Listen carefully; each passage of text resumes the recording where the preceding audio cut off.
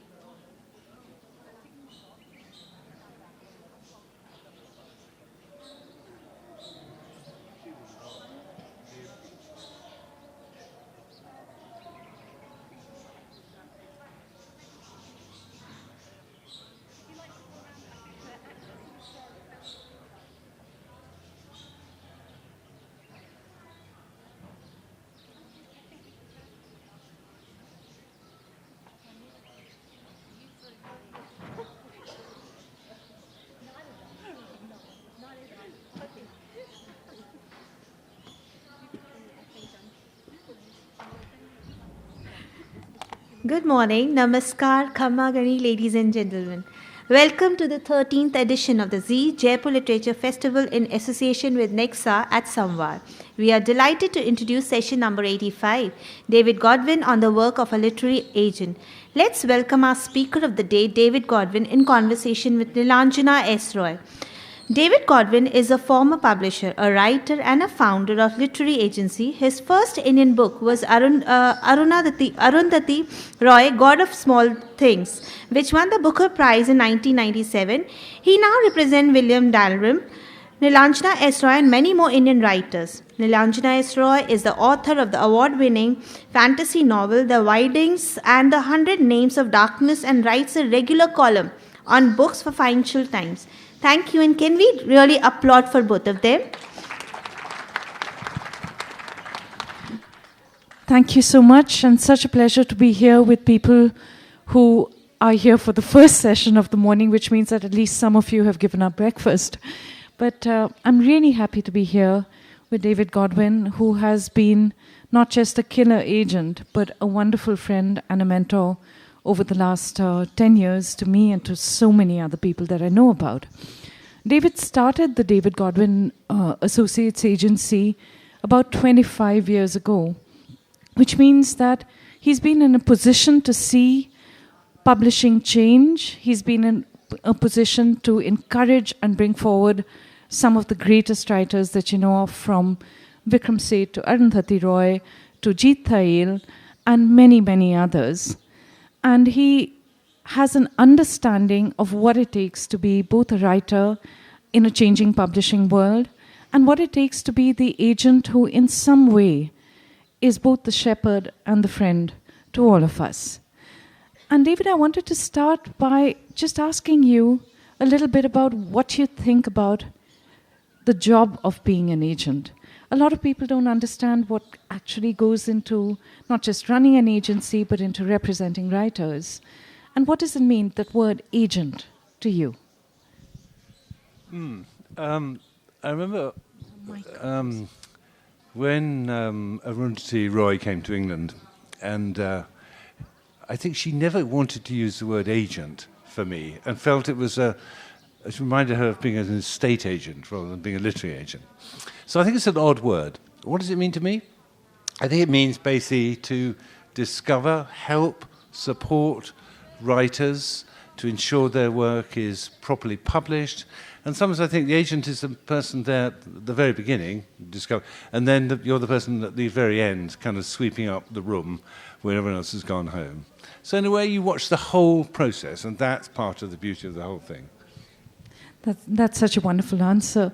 One of the iconic stories about David is the discovery of Arundhati Roy, how he read the manuscript, and according to legend again, you read a few pages and you were so excited by what you were seeing on the page that you called her and you got on a flight and came down.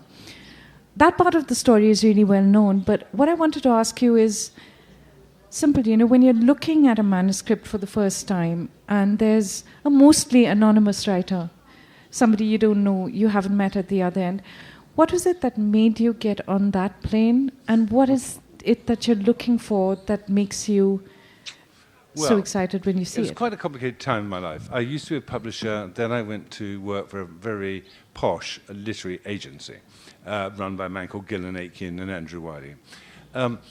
I was not a success, I'm afraid to say. When I left Cape to become an agent, I thought a lot of the people I'd published would want me to be their agent. But it turned out very, very quickly that was not going to be the case. Because, of course, they had very good agents. Why on earth would they want someone like me? So I really didn't do very much. And anyway, at the end of the year, Gillan fired me. And so I had literally was out in my ear. And I had 4 children in schools, paying schools. So it was a pretty tricky moment in my life. Anyway, so we started. And then about a year later, the Roy manuscript turned up. I remember it distinctly in a sort of funny folder kind of thing. And I read it, and I knew, and it sounds silly this, I know, I knew straight away when I read the first paragraph that this was a book that the world wanted in some way. There weren't many women. I mean, there was Kiran Desai's Mother was published, but there weren't many women. And it is such a joyous book. I defy anyone to read those first few pages and not to be kind of swept up in it. And that's all in a way, I was just a reader of that book, and I had no doubt. So I rang her up and said, and I had a tiny desk in a room of sort of people who did shipping businesses. So it was pretty low-level stuff, and I knew this was like a lifeline for me as an agent. So I loved it. So I rang her up and I said, I think this is amazing. And the other thing is I knew very well that if she came to London to meet agents, I wouldn't have a chance. There are lots of very, very good agents in London. And getting her coming to see me in my little desk on the first floor of this crummy building, I mean, that was not going to work. So I thought the only way I can do it is I have to go myself. And I'd never been to India. So I rang her up and said, I'm going to come and see you. She said, no. I want you to finish the book. Well, I never told her this, but I was so excited I couldn't finish the book. I mean, I really couldn't. I kept trying, and I thought, well, I just want to go there. And I was terrified this was all going to unravel. So anyway, off I go and get to see her. And then when fortunately, she saw me in the lobby in some hotel and did come out. But she said if she didn't like the look of me, she would not have come out. And I'd have been standing there in this lobby thinking, what the hell am I going to do now? Where do I go? Anyway, it all ended happily. But what is it? You just know, I think, when you read something that you feel strongly about. It's an emotional thing, isn't it? It's not, I didn't do an English degree. I'm trained as a sociologist, laughably. So in a way, I'm entirely instinctual in what I do. And what I would say I think the first thing you read in a manuscript is incredibly important. It's like reading a book, isn't it? The book, if the first few pages hook you, that's what books are. That's what it's about, So for me, it's the same thing as reading a manuscript. If I get it and I love it and I want to read more, that's it. Why? How? If I had a more educated literary brain, I could tell you, but I can't. It's just it's a feeling and a recognition, I think, that works so well for me anyway. Wonderful. If you've just come in and joined us, there are seats at the front. You're welcome to take them. We've started a conversation with David Godwin, and we're going to be talking about reading, friendship, wealth, and power, which are pretty much the 4 cornerstones of a good agency. David, I just want you to go back in time a little bit. I have to tell you that David is one of the most self-deprecating men I know. He talks up his writers, but he never talks up himself. So just take anything he says about himself with a gigantic pinch of salt. But you spent a long time in publishing before you came to agents, and one of the reasons why you went from one publishing house to another, though you were very good at discovering authors, from Ben Okri to Bill Bryson to several other people. But one of the reasons why you left publishing was because companies often felt that you were on the writer's side. Yeah, that's true. It was a very checkered career, I'm afraid. I worked at an academic publisher, and I published 3 novels, that's all, and some of it's mine. And when I got an interview to go to Heinemann, I talked about these 3 novels, but what I didn't say, they were the only novels I published. And they obviously thought I had, lots of experience. They gave me this job.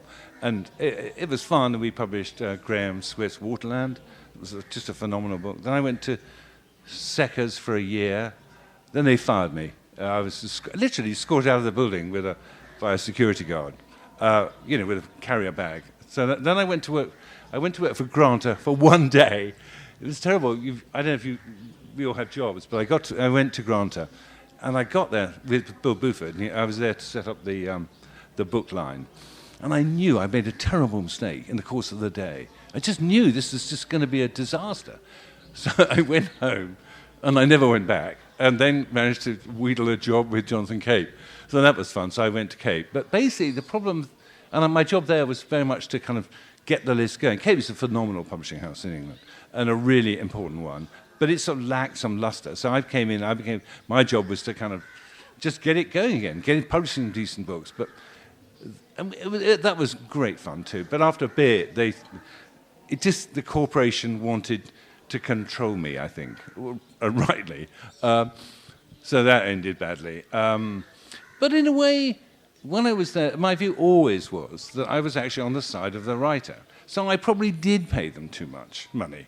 But actually, you go into these vast buildings, they ooze wealth, and it's based on what writers have done. So part of my job, I didn't think of it at the time, as a kind of redistribution of wealth to the other way, but they soon kind of found out, So that was another, I think it's time to go, David. But actually I don't mind, because actually I was on the side of the writer. I always was, I always have been, and I just switched sides, to becoming an agent and to actually formally fight for the rights of, I don't want to sound too sanctimonious here, but that's important to me, though, to right the wrongs. It sounds like some rather weak literary version of Robin Hood, I think. But there is I do actually have that feeling that I'm on, I assume most of the people in this room are writers, I'm on your side more than their side.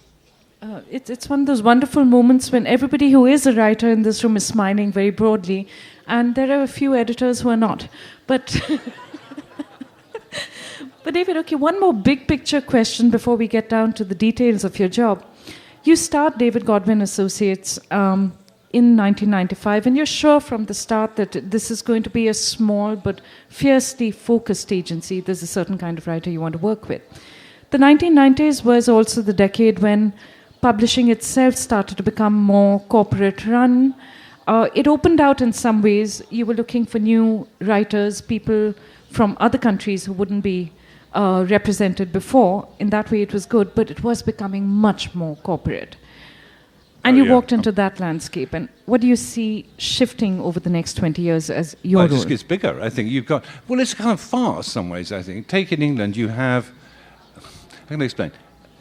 You have companies that look like companies but aren't companies, if I try and put it that way. It's not very clear.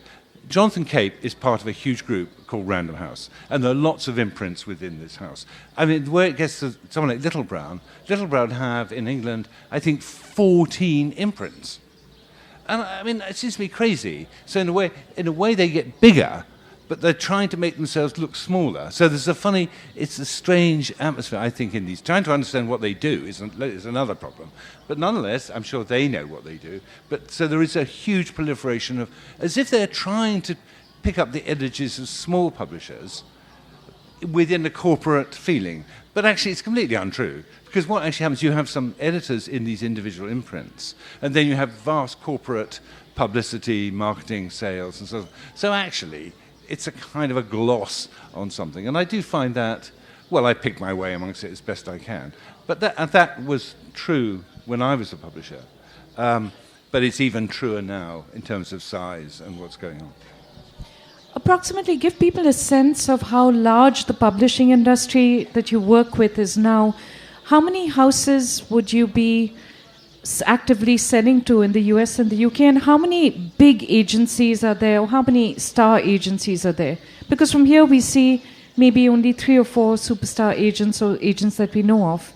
And the landscape is much bigger than that, isn't it? No, it's much bigger. No, it's very big. I mean, one thing I should say, when I first came here, there was a little blurb about me, and I don't know if any of you saw it, but it actually said that I ran the largest literary agency in the world.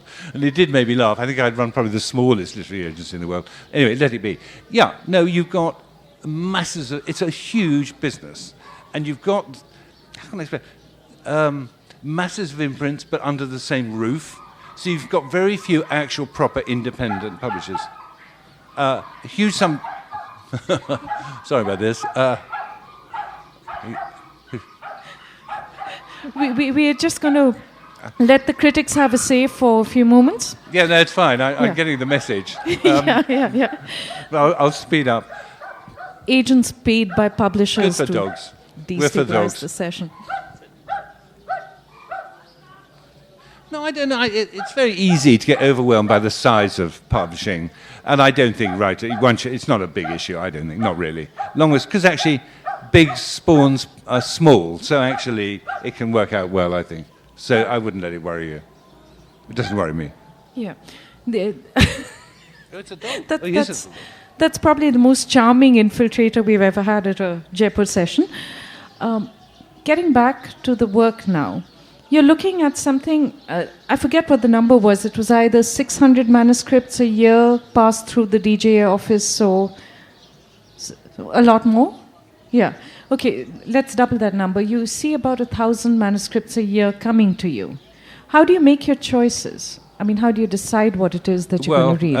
I don't read all those books. People in the office do. My son Sebastian works with me. He reads a lot of them, and he finds things... Well, if I know people who send things in and send it to me, then clearly I do read it. So... If someone here, for example, has a manuscript and sends it to me, David Godwin, at my agency, I won't promise to read all of it, but I'll certainly read some of it. But sometimes when I don't know any of these people, I just couldn't. I spend my whole time, morning, noon, night reading things, and disappointingly, there's not as much comes out of that as one would like. And yet there are stories that I know of writers of mine, who've been trying to get their books published for years and can't get people even to read them. I mean, there's one particular story I would tell. Well, Preti Taneja, who was here last year, for example, brilliant book, won the first novel prize. She spent, I think, 3 years trying to get agents to read her book and take her on. No, that's not true. She was taken on by an agent. It went to every single publisher in London and elsewhere. Every single one said no, okay? It then won a prize for the best first novel. And then publishers came to me and said to me, with Preti, can we see her next book? So I say to them, okay. I said, did you see the first one? And they said, yeah, we did, I said, what do you feel about that? And they said, well, it probably wasn't right for us. So I actually said to someone, I'm not going to send you Preti's. I'd rather cut off my leg, put it in the oven, roast it, and eat it, rather than send you that book. And this woman looked really shocked.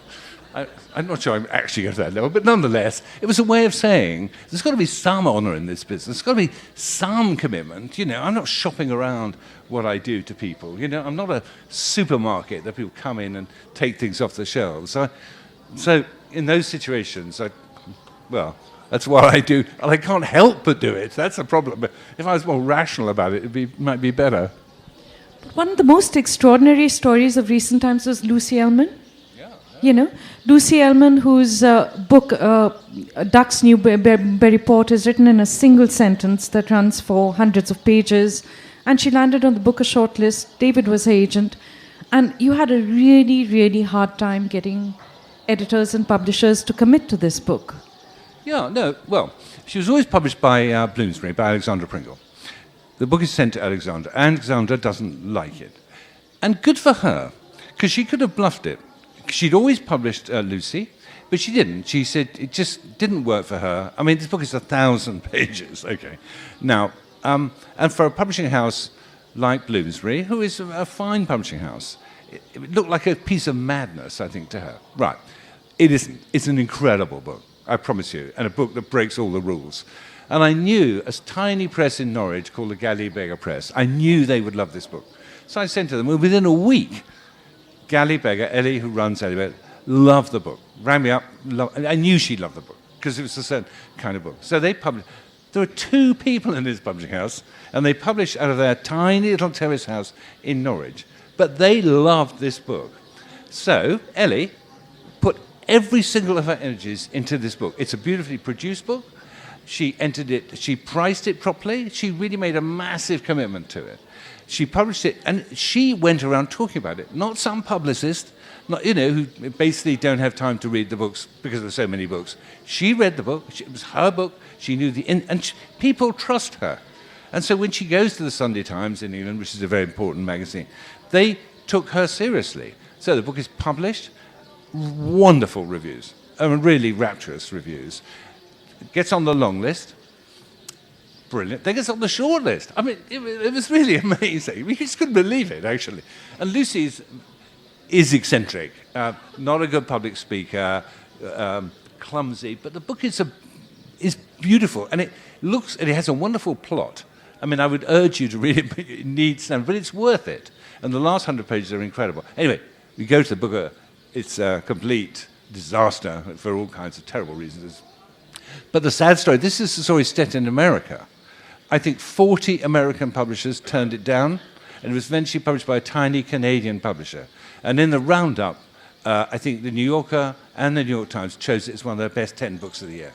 Now, what do you make of that? I just don't know how... The American publishing is a very sophisticated operation, and they're very good people who run it. No question about it. How is it, though, that a book about America, about Trump's America, about the life of a woman, how is... The dog's back. So in a way, I am bewildered by those experiences. But I suppose you just have to recognize that some books... I'm actually interested in unconventional books, I think, at heart. And therefore, in a way, and I hoped there are enough people who to do it. And the book is sold. I mean, I sent her a royalty check.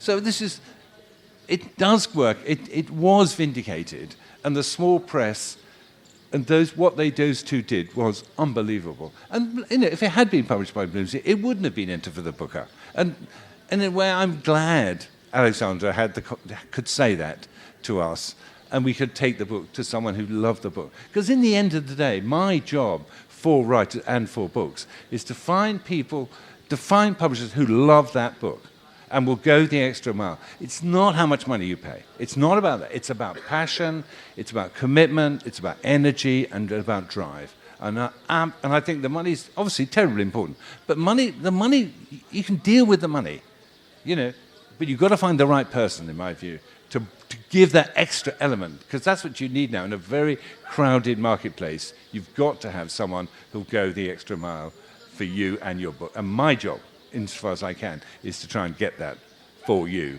and your book. Wonderful. We're going to start with 2 questions about money and passion, which I think are the most important things that a writer looks for when you want an agent to represent you. You, like Andrew Wiley, like Binky Urban, have a reputation in the industry for really being very good at the little business of transferring funds from the publisher to the author. How hard do you work at a negotiation? At some level, money is important because it also represents the effort that a publisher is going to make to an author, the commitment that they put in. And do you really fight for that? Yes, I do. Money in publishing is a very, very strange issue. And it's very odd. First of all, publishers like paying very large sums of money, which sounds odd, but they do, because they think those books are the safest books, not the riskiest books, and that's why they pay the money, which sounds crazy. I'll give you an example. I did a book with a man called Ryan Giggs, who's a footballer at Manchester United, and it's a ghosted book. And I sold it for £1 million. Now, I met Ryan Giggs. He had no memory of any of the famous matches he'd ever played in, okay? So I thought to myself, this is going to be trouble. There's going to be no detail in this book. And I said to him, what's it like to work with Ferguson? And he said, oh, he's all right. I say, okay, so what kind of briefing does he give you? Does he give you tips, And he said, yeah, a few. So I thought, well, this guy, right, was going to a lot of hard work. Anyway, he paid £1 million, and I said to Tom Wellman, I said, look, that's a hell of a lot of money. And Tom said to me, oh, no, it's the best investment I've made this year. It's the safest book I've got. It's going to be fantastic. It's easy, this. The book finished up, I think, selling 9,000 copies, in which case Random House lost £900,000 on that book, which I think is disgusting, personally. But anyway, that's a good example of, in some way, how they will wager on some books. Getting money doesn't mean they'll work hard for the book. That's the first thing. Because I've sold books for very large sums of money, and when they see it not working and not getting the kind of buzz that they want, they walk away from the book. I've seen it happen. So the author says to me, they paid me all this money, but they're not talking to me. I have no publicist. And so in a way, money is very... Trying to get the right level for a book. What is the right level?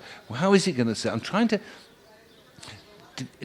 you want to get lots of money, but for some people... I mean, I don't care getting money for Ryan Giggs, hasten to add, but nonetheless, it's a very complicated thing, and trying to work out what you think you can get. I've had a situation, even this week, someone said to me, what do you want? And that's trying to find, you've got to find the right sum. You've got to say, if you say too little, it means that you don't think it's worth. If you say too much, you run the risk of them saying, oh, that's too much money. So it's a kind of game, and you name a figure, and then it gets really interesting, and they start saying things like, well, why do you think it's worth that? And you have your reasons and so on. So you've got to have proper reasons for things.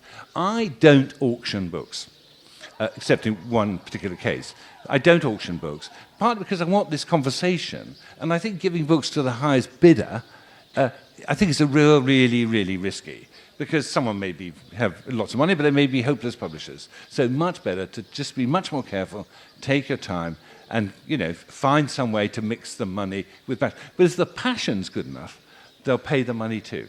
And that's, if they believe in the book and they think this book's going to be extraordinary, then they're happy to pay the money. And my job is to get as much money, but also to make sure everyone's okay about the money, Because actually money can generate so much resentment and so on. So it's quite a complicated psychological business. And I do business with quite a limited number of people. That's the other thing. I tend not to deal with loads of people and send out books to loads of people. I don't do that. So my relationships are very particular with people about things like money and how they're going to publish it. And so you're giving someone a book and you have to trust them in a way to do a good job for that book. And my job, in a way, is to ensure that as much as I possibly can. I love it that we had both sirens and the singing of a Hallelujah chorus while this was happening. Very appropriate. The other word I want to throw at you, David, apart from wealth and power and money and all the stuff that writers think they want, is not just passion, but actually faith and trust. One of the things that you don't realize when you first meet your agent and you sit down for that initial meeting with them is that this person is going to be the one who stands by you through your career. You will work with different editors because the business has changed. By and large, as a writer, you don't get to work with one editor through your career anymore. And for many of us writers, choosing the right agent is so important because that is going to be a relationship of trust and faith. It's the person who not just sees the book that you put in front of him, but who sees what you can do and what you're going on to accomplish. And when you decide to work with a writer, is that what you're looking at? Are you looking at his or her career? Very much so. I think that's very obviously important. And many of the people I've done, all their books. I mean, Arundhati, but people way before that. So people who I published. Jim Crace, another one, who came here a few years ago. I published his first book, must have been 40 years ago. I've been married 50 years. So, I mean, I'm a guy who believes in kind of long relationships. And that's who I am, that's what I do. So, it's much better that way. And the other part of it is when you work on writers' manuscripts, which is something that you rarely talk about. But I was so surprised, if I may tell a personal story. I just finished writing a novel that actually turned out to be a pair of novels. And when I sent David the manuscript sometime last year, I said it's finished, and I said it's finished because I'd reached the end. But inside, I wasn't very sure. I wasn't very sure that I was done with the book. And I thought that what David would do as my agent is send it on to an editor who would then fix it and hammer it into shape. And instead, he called back. And he said something I wasn't expecting at all. He said, would you mind if I offered a few suggestions? And in short order, for the next few months, we went back and forth, and I realized after a while that what he was seeing was not the book that it was, but the book that it should and could be. And I thought that was extraordinary. I don't know whether all agents work like this. Is it part of the job as well? Is it something that you like doing? Well, I think it's quite interesting doing things like that. I think when you say should, I'm not sure one should. Different agencies, I'll tell you a story. I told a story yesterday. A man called Nicholas Courage told me a story. He had a very famous agent called Ed Victor. And whenever he wrote a novel, he would send it to Ed. And after about a week, Ed is American. He'd ring up and say, Nicholas, I think I can make you a substantial amount of money for this book. But I have an editorial suggestion. On chapter 8, there is a woman who has ginger-colored hair. I think it should be auburn hair. So Nicholas told me this story, and then that's editorial comments from one agent. So anyway, the book was then published, and Ed and Nicholas would go out and have lunch. And in the course of the discussion, Ed would turn to Nicholas and said, I'm very pleased you made that change. I think it made a substantial difference to the book. I thought that was absolutely wonderful. Anyway, I don't think I've ever done that. But no, but you do have, it's very, very interesting, I think, in working around. We have a good example. I don't want to tell tales, but we have two wonderful lawyers in Delhi, two women, Menaka and Arundhati, who won the case against the gay stuff and sodomy. They're wonderful women, amazing. And we're doing a book together. And it's incredibly interesting talking to them, because the problem is, how do you do the book? Because actually you've got two people. Do you do it as a we story? Do you do it as two first-person stories? Do you do it in the third person? And actually, it's been really, really difficult. And I've been trying to find books, written by two people. And often, the Woodward and Bernstein, but they wrote them in the third person. So it's things like that when you're getting involved in sort of the editorial structure of the book, which is really interesting, I think, and I enjoy it. So I'm not doing we have to solve the problem in order to sell the book, but nonetheless, it's part of what gives you the variety of your job, which is important. Wonderful. I see a lot of people in the audience who are aspiring writers, and for people who are just starting out, it can be such a confusing business. You don't know that you need an agent, you don't know what kind of agent to choose, and you don't know how to present yourself sometimes. You've been focusing on the writing so hard. How do you actually get started? How do you send your manuscript out there? What's the best way to find the agent who's right for you? Somebody you're going to be working with for maybe 20, 30 years. It's tricky, I think, partly because there are very different kinds of agents. There's some agents who are very good at marketing. Some people are much, good at relationships. And so it's very difficult. First thing I would say, the way it works is books have rights, okay? So, and the rights, agents sell rights in books in different territories. So, and there'll be an Indian publisher, a British publisher, an American publisher, and if you're lucky, you get a German and a French. So each one is a separate deal. So that's the first thing. You need to understand that. You need to understand, in a way, work out how ambitious you are. Research the agent. The internet's divine. I mean, you can find out most things. Do they publish people like you? So investigate it, and then write to them. Find out who that person is, and you can email them. And if you're writers, your job is to write a really good email to that person and make it sound interesting. Don't overpitch it. I think pitching is wildly exaggerated, but I think writing plainly and properly and seriously to that person and explain what you're doing and why you're doing it and why you know about them, I think it's just, and then, it's a generally decent business, publishing. People do respond if you do. But and if you send your email to someone who's the head of ICM, you've got no chance. So you've got to be sensible about it and look at the level and just find out. And I'm a great believer in general goodwill of people. Agents need good writers. They are interested in new things. I had an email last night from a young writer in England explaining she had been self-published and sending me the money. It's great. I love things like that, So I sent off my email this morning. I'm really interested to see her, and I'll try and see her when I'm back. And that's part of the whole thing. And publishers actually are the same. But to pick your agent carefully, go to some... you spend a year writing this book, maybe 2 years, maybe 3 years. For God's sake, spend a few weeks at least finding out about that person and trying to get a sense, if you can, of and certainly the people. And if you happen to know anyone who they agent, that's another very good thing. Just because that also makes a difference. Big difference for me if someone says, Nilanjana recommended that I should write to you. I'm going to take it seriously, aren't I? Because my relationship is with her and him. So that's the way I would do it. Mind you, I did publish one book, and I didn't have an agent, so I should be careful what I say. Yeah, the book he wrote was a book about golf, and you're very self-deprecating about it, but it was something that you were so delighted about because you'd actually achieved a lifetime. Yeah, I loved it. This was such fun. Mind you, it's a real Marmite book. So I go on Amazon, and some people like it, but other people hated it. This was like the worst book I have ever read, ever. Not just about golf, but of anything. That was a bit humiliating, but there you go. Yeah, he's one of us. What do you look for now, when you're looking at writers, particularly from India but elsewhere? What are you excited about? And what do you see as being the future of writing and publishing? You said once that women were leading the way. Do you still believe that? Well, they're winning now. About time too, probably.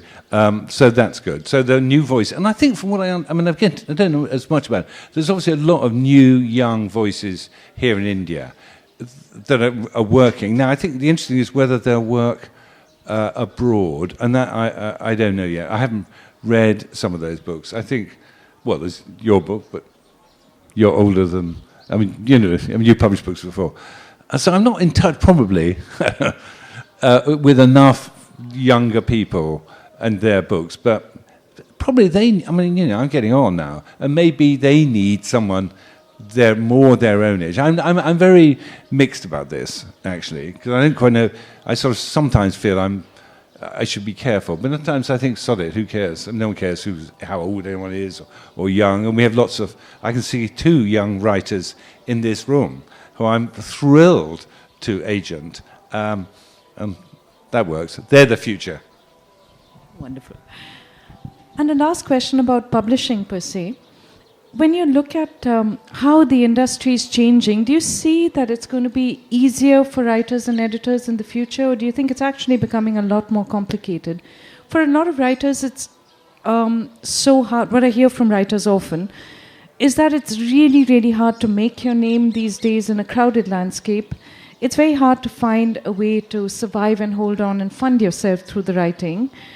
And what I hear from editors is often the same, that they feel almost overwhelmed by how much is coming out and the speed of change that's coming at them. Are you optimistic, though? Yes, I am pretty optimistic. I tend to think good books always get to the top, actually, for all the... And actually there are more facilities now with I don't do any social media, so I know nothing about this. But from what I can tell, there are extraordinary communities of people helping books survive. So actually, good books always survive. I never worry about things like that. And good things, cream always comes to the top. And I think books, exactly. So and I'm just a natural optimist. The last thing you want is an agent who's somehow defeatist in any way. So that you've just got to be up for it. Otherwise, you might as well pack up and go and sit in the old people's home, which I don't want to do yet. And when you look back at 25 years, David, 25 years running DGA, what were the things that you were most excited about? What got you to the job every morning? What do you love when you look back at your career in retrospect? God, that's hard. The obvious things, actually. I meet a phenomenal amount of people, a phenomenal amount of interesting people. People tell me things. My relationship with my writers is quite intense. I know things. Because it's very much a one-to-one relationship. And those relationships are really interesting. There's a bit of psychotherapy about it, because there's intimacies involved. Books come out of people's lives, and if they're passionate and they're drawn properly and they're truthful, gosh, makes me feel quite emotional. But it's true, Good books come out of deep places, and being privileged to be with those people, I think it's meant a lot to me. Oh.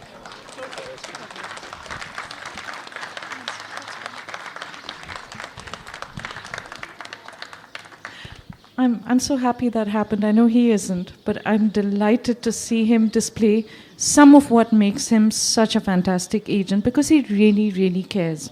He cares about your books. He cares about your lives. And I've found over the years that the friendship matters to me as much as the business relationship.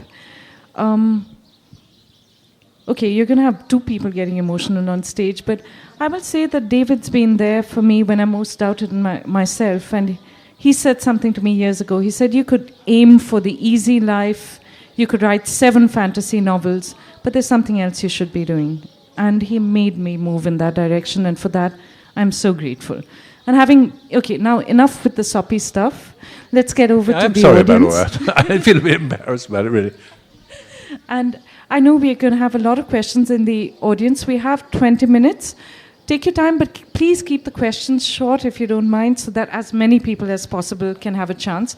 We'll start at the back, in fairness to the people at the back who get overlooked, and come down to the front. The gentleman at the back with his hand up, and then we can go this way, and then come to that side.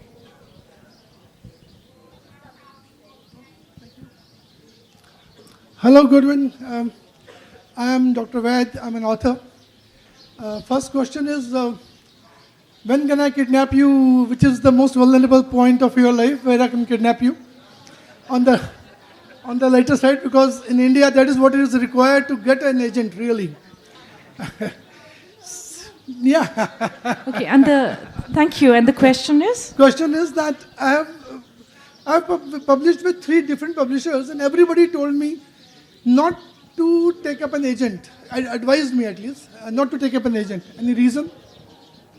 Yeah, I can see exactly why they would. I think agents cause trouble too, and that's their job. Their job is also to call publishers to account. Why have you done this? We had a very good example of this. It happened actually earlier this week. I went with a writer to a publishing house, and she was not treated in the way I thought she should have been treated. Okay? They treated us well, but it wasn't what I wanted. So I sent a very strong note to the man who runs that company saying, I am not happy. I was very, very polite. I used words like underwhelmed, but nonetheless, he writes back, very embarrassed, and, that agent, it would have been very hard for the writer to do that, I think, but an agent can say that. It's like, pull your socks up, If you're going to deal with us, this is a very good woman, a very good writer, do the job. That's important. Hi, David. 2 questions kind of linked. The first is, what would inspire a Western audience to read about something that an India-based author writes? And kind of related is, I assume, therefore, the book needs to be fairly broad and not narrow. So to that extent, what are the kind of ingredients which would enable an India-based author to appeal to a Western global audience kind of thing? So. Oh, that's a good question and a difficult one. I think, well, look at the ones that have worked. Arundhati, Vikram, books. So, but there's no pattern to either. I mean, Vikram writes very differently to Arundhati, or Jeet Thayil is read in France. He's a very successful writer in France. Why? Well, because it's a good story, he tells it well, he's a good writer. So in a way, there is no answer to that. And actually, funny enough, India just does pretty well compared with, Africa, say. So I think you're in a much better place to succeed, if that were the issue, than perhaps quite a lot of places elsewhere in the world. So keep the faith. Just a second, we've had 3 straight questions from men, so can we go to the women in the audience? The lady out there, then the lady out there, then the lady at the back. Thank you.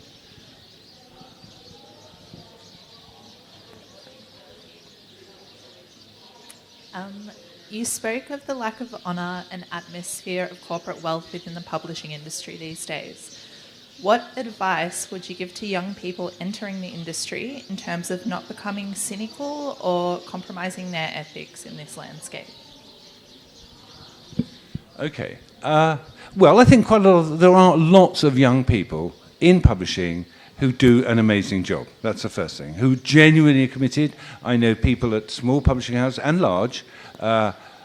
All kinds of people are very committed. So I think in a way, the other way is use the money, and in a sense, if one can find some way, in some ways, Meena Kandasamy, who's a wonderful Indian writer who lives in England, she needs money. So in a way, I have absolutely no problems trying to get her as much money as I possibly can. I mean, for all the stuff about passion, that's true. But I also think, this woman needs money. So I go and get it. And some of those people there can help me get that, move those funds a bit more to the people who need it more than others. So I think the young people are amazing. I think the older people sometimes get a bit cynical. But the young one, that's the future, as always. Good luck. Hi, David. My name is Vandana. Hi, we met. My question is on form. Whenever there is a submission to journals or publishers, most of them are reluctant to touch the novella. It's either short story or long novel. So I want to know why. I want to know your thoughts on it. Thank you. Well, it's partly a matter of pricing, I think. It's difficult if the book is quite short, or novella. They normally like to price the books at a certain level, and they can't price, so that's the first problem. Secondly, do people like reading novellas? I think they have a view. I have no idea whether people do or don't. I don't know. But publishers take a view that people don't like reading novellas. They also, in England, for example, people don't like reading volumes of short stories. I don't know. It's bewildering. But when these ideas get ingrained, there's very little you can do about it. So, but if a book needs to be a novella, make it a novella. Don't make it into something bigger or shorter, because books have a natural length, I think, and you have to respect that. And good writers can know what stories work in what form, and that's part of what one learns, I think. But nice to hear you. I promised you could have the first question yesterday, and I let you down. I'm sorry. Hi. I'm sure you may have heard about the growing proliferation of disruptive technologies, which has gone into the publishing world as well. And so there are these companies who are placing themselves sort of as literary agencies online. I'm wondering what you think about it, and I just want to say quickly that I went that way as an unpublished author. I had mixed experience, and I ended up sacking the publisher who I signed with because there was no human dimension, which I'm really glad to see is so important to you and your relationship with your authors. I wonder if you can comment on that, please. Yes, I don't know much about it, but I'd be very, very wary of it because it seems to... I think there are skills involved in publishing, skills of timing, skills of packaging, skills of editing. I think those are important, and skills of passion. So when it becomes a sort of technological thing, I don't know, it's not something I do. I've never, ever read a book or seen a book like that. So I tend to go with those places which I know. I mean, it's a bit, and which are safe in some odd way, through the relationships people have. So I would suggest, I mean, if one wants to get your book published, and that's fine. In the end, it has to be self-published, that's fine too. But I would go the other routes first. And I'm sorry to hear about that. Thanks. The gentleman in front. And just a second, I know there's a lot of questions. We do have time, so don't worry. I'll take a look at the show of hands and try and come around to everyone. Thanks a lot, David, for speaking to all of us. And thanks, Nilanjana, for making him speak. Yeah. My question, I have a lot of questions, but I just would ask, because other questions, I'm getting answers for my questions from the others' questions. The thing is, I published 3 books actually. I'm a bilingual author. I did in my mother tongue. I also write in English. Have a big passion and ambition to write more in English and getting published. My question here is, what kind of genres would attract the attention of an agent and publisher to get published actually? Because it's tough to take the call when it comes to choosing a genre actually. Which are in things, the genre, whatever, the pronunciation is different, I guess. No? So what kind of things are in, and then get a better chance of getting noticed and progress to the stage of getting published? Yeah. Thank you. Well, that's tricky. I mean, I know nothing about sort of romance, so I'm probably not the right person to ask that. I think it will be a great vogue in the next few years with crime stories from India. It's actually what I think. And I mean, you and I have talked about that, and I'm sure that's, so in a way, I don't know, I mean, suddenly they get waves, there was that Scandinavian wave of sort of crime, and they were incredibly successful.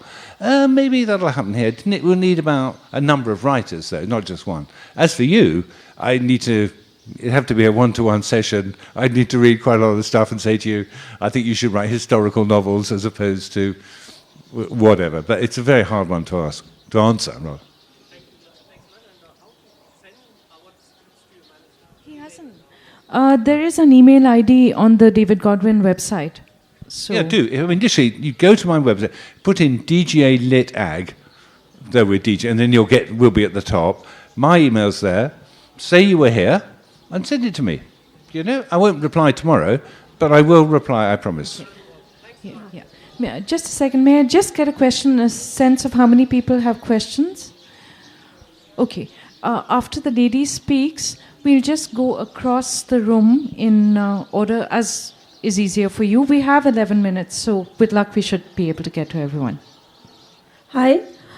Today there is a plethora of self-publishing industry. So normally when an author approaches, the first question is asked is, who are your target audience? As an author, how do we gauge that? Thank you. Well, it's hard, isn't it? I mean, well, it's interesting. It doesn't... Well, how do I begin to answer? I think the issue with literary novels is, of course, they start small and get very big, precisely because they break out. So there's certain things, whereas some markets are more contained. Romance, take romance, for example. There's a sort of set structure to it. I've never done that, but there we are. Or sports books or historical novels. But then they break out. I met Amish Tripathi, in London recently. I mean, those novels, which are a very special genre, are extraordinarily successful here. And I was talking to him, and he was asking me about whether this would work in England. Well, of course they won't. I think he's a wonderful man, and wonderful books, but there's no way, because the audience in England couldn't understand the subtext or the whole themes of those books. So in a way, but it may be here, they're incredibly successful for precisely the same reasons that they're not successful in England. They're particular. So that's not much of an answer, but it's kind of an answer. Hi, I'm Sunil. My question is, are there agents for poetry books at all? No. I do some poets. Well, Simon Armitage is coming here. I do Simon. I think, first of all, poetry publishers don't like dealing with agents. Firstly, there are some exceptions to that, but generally. And the second thing is, I'm not sure people need them unless you Well, Simon Armitage is probably my very first client. So I've represented him, and I've seen him go from, he's a massive star in England now, Poet Laureate. So in a way, I've seen him. Have I helped him? Well, I hope so. Not much, though. I mean, I've never made a comment ever on any of his poems, for example. Perhaps it could be a bit longer, or I'm not sure about that bit. So I have no editorial comments on that. But I've helped him, I think. But generally, the answer is no. Sorry. Hello. David, hi. I'm here. Hi. David, it's a very simple question. Why is self-publishing looked down upon? Absolutely right. Well, but the reason is obvious too, is that there are no barriers, and though that's part of our culture is to do with selection, whether it's theatre or films or anything. And therefore, as a reader, as a person, you need some, well, you don't need to, but that's why, though. I'll tell you where I'm coming from. If writing is art and it's self-expression, I find it amazing that most people are so self-depreciating about their own writing, okay? I'm also representing right now about 30 artist authors who are putting up their work right now in Jaipur. Okay, and this all of the people here whom I feel are sad about what they do. It's a concern. It makes me feel bad. You've got social media. You've got everything. You should do that. Of course, you should. And in your case, or here in Jaipur, a community of people allow us to write and to, in a way, read within a community of people, and so without some interfering toad telling you what to do, probably is a very good thing. So I have absolutely no issues with that at all. But I do think, somehow I think blindly doing something and putting it out there without finding some way to reach people. And if self-publishing allows you to reach more people, great. I mean, absolutely fine. I mean, there'll be a problem of monetizing things like that. And publishing is also about money. But, so I don't quite know how that works. Well, I do know how it works, but because we have Amazon deals, but there's very little money in it. And that's art. It deserves money too. Okay. So sorry, we have to move on to the next. We have to move on to the next. Okay. But we'll continue this conversation afterwards. Sure, no problem. Thank you so much. Thank you. My question is more from the perspective of a literary agent, because that role of an agent seems more appealing to me. So I read one of your interviews online, and you had mentioned that you usually don't earn as a literary agent until you publish a book. And so for a literary agent who is starting out, that profession might not be extremely lucrative as well. So what would you recommend someone who's starting out as a literary agent do? Should they also have a side job, or should they move into that field after some financial stability, for example? Depends how much money you need. You need luck. I mean, it's incredible. You just need luck. I'm a great believer in luck, and if you find the right book. But there aren't many that are absolute gold mines. I don't know, what would I advise you? Well, be careful. That's what I'd say. Hi, David. My name is Dime, and my question to you is, we've heard a lot about how people are asking who's the target audience, and throughout the festival, they're talking about data and who's going to buy what. So I was wondering, because you said when you signed Arundhati Roy, you said you just know. So today, like with all the access that you have to the internet, and maybe not social media now, but how do you take into account things like data and like what genres are popular now personally? And would you even suggest that writers even consider that? Because doesn't that kill your creativity if you're thinking of selling something that would work for the masses? No, I don't think so. I think you can do things. T.S. Eliot wrote a musical. Oh, well, it became a musical. I don't think it's a problem about urging people to do some things. I had a writer who's a biographer, and she wanted to write historical novels. So I got her to write 100 pages. They were great. She was very interested in it.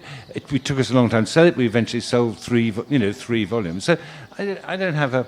Just do it well. I think that's what it is. It's actually not... It's not necessarily genre. It's anyone who does... If you're going to do it, put your heart into it. Do it properly, And it dignifies us all, it seems to me, when you do that. Both as a reader, as an agent, as a publisher, That's all. You know, and I don't mind, you can write thriller, I don't mind what you write, but just be the top of the tree. That's what matters. We have a question from the front. Yeah. Hi, good morning, David. Good morning. The elevator pitch. What is your take on it, and what attracts you by an elevator pitch, and what do you think of them? Right, well, I'm terrible. I'm not entirely sure what an elevator pitch is, but I'm going to guess. But what I had an experience with a publisher the other day, I was sitting here and he gave me a pitch. It was absolutely mesmeric. I couldn't believe it, you know. And it's an incredible skill. Then I went and read the book, and the book was terrible. So actually, that's the problem. And if you have a gift of pitching, and some people have that gift, I don't. I don't know I babble, I'm too passionate, I don't like being rejected. I mean, there are all kinds of issues. And in a funny way, it's sort of, I have sent sometimes emails to people, to publishers I know, "Dear Stuart, here it is, David." That's all. Because all I want him to do, and in a funny way, I want him to love this book. I don't want to persuade him. I want he to get it. So in a way, I'm very nervous about the pitch, and I do try, I practice, but I'm just not good at it, really. Because there has to be a kind of ruthlessness about a pitch. I'm sure you sound... That's usually very unconvincing. I think it's the first page, you look at the first page of a good novel, you know straight away. You read one sentence of Anna Karenina, you don't need someone pitching it about some woman who's married to an officer and she fancies another guy, you know? I mean, that's a pitch, but wouldn't you just put the first sentence in front of them? And you'd be a fool if you were a publisher, you didn't kind of get that. My apologies. Last question, and that gentleman's had his hand up right from the start. We will get to meet after this, so there'll be a chance to talk to David later. Thank you. Thank you, Nilanjana. Thank you, David. It was a very enjoyable session. My question is, do you think there needs to be some sort of talent to begin with? What level of natural talent there needs to be to begin with? And have you found yourself in a situation or situations where you've had to say, mate, I think you're better off trying something else? Maybe this is not for you, all in good faith, of course, but maybe not. This is not for you. Is that one of the services that you offer as an agent? I think I should do it, perhaps more. I mean, I think that's a very, very good question. I think it's a horrible thing to say to someone, look, I think you should be a painter or something like that. You know, this is not working here. But natural talent is absolutely crucial. I absolutely think that's it. And I think creative writings make you better, but it won't turn you into Tolstoy, for certain. But imagine saying, I have said it to people, but you give them options. What you don't say, I never said to someone, look, I'd say, maybe you need a ghostwriter, or maybe we could restructure the book, or would you want to spend another year of your life redoing this? And send away, they then say things like, no, I think I'll go and do something else. Thank you. We're pretty... Yes.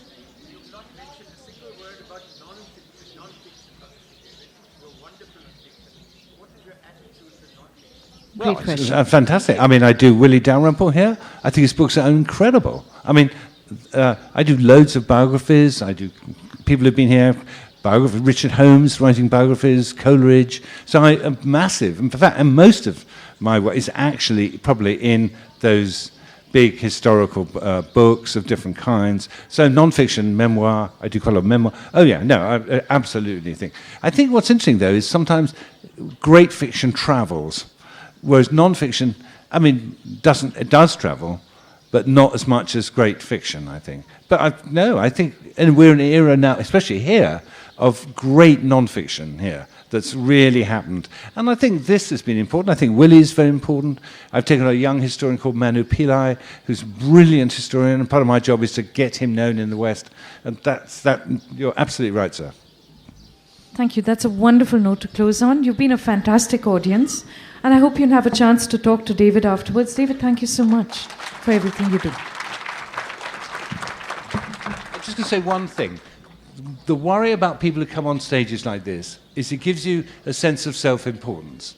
And I really the one thing I did not want to seem here as that. I'm on the side of the writers. That's what I do. That's my job.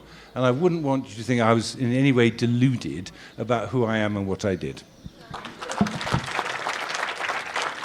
We wish to thank Nilanjana and David for this wonderful session, and sorry for the inconvenience caused to them. Definitely with our pets over here, this is our family who are there.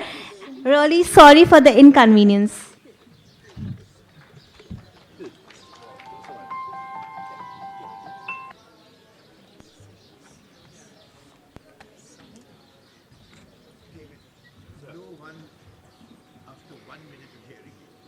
Please help us in keeping the festival venues clean.